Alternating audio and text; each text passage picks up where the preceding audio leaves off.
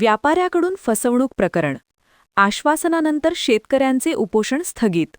मलकापूर येथील व्यापाऱ्यांनी शेकडो शेतकऱ्यांची जवळपास 5.5 कोटी रुपयांनी केली फसवणूक. मलकापूर येथील काही व्यापाऱ्यांनी बाजारभावापेक्षा जास्त दराने सोयाबीन, मका यासह इतर शेतमाल खरेदीचे आमिष दाखवून तालुक्यातील शेकडो शेतकऱ्यांकडून सोयाबीन खरेदी करून व्यापाऱ्यांनी पळ काढला होता. यामध्ये जवळपास 5.5 कोटी रुपयांची शेतकऱ्यांची फसवणूक करण्यात आली होती.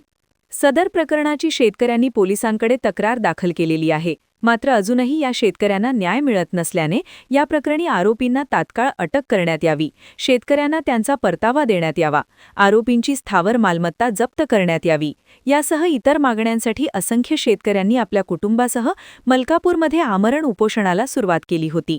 मात्र आमदार चैनसुख संचेती यांनी मध्यस्थी करत पोलिसांनी देखील तात्काळ आरोपपत्र न्यायालयात दाखल करण्याचे आश्वासन दिल्याने शेतकऱ्यांनी हे उपोषण तुर्तास स्थगित केले आहे.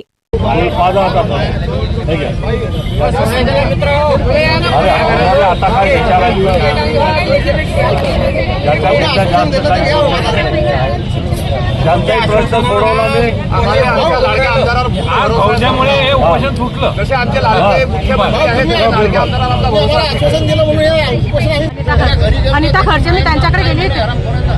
अनिता खर्चे मी आमचे पैसे त्यांनी इतके डुबवले. कोणी डुबवले?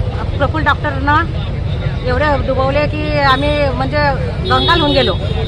त्यांनी आम्हाला एवढं फसवलं की द्यायचं आश्वासन दिलं, पण त्यांनी पैसे आम्हाला दिले नाही. खोटे आश्वासन देऊन त्यांचे बायको म्हणते की मी तुम्हाला पैसे देते, खोटे आश्वासन देते आणि लोकांना धमक्या देते की तुम्हाला मी अटक करीन म्हणून.